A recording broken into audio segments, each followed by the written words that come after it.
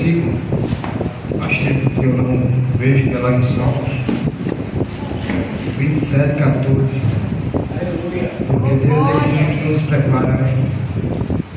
Ele vai sempre nos colocar um pouco no estreito, que é para a gente nunca esquecer dele. Aleluia!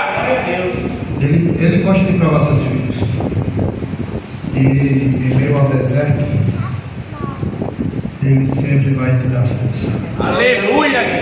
Lá em Salmo 27, 14, fala: espera no Senhor, anima-te, e Ele fortalecerá o teu coração. Aleluia, eu creio, Jesus. Mediante as dificuldades, né?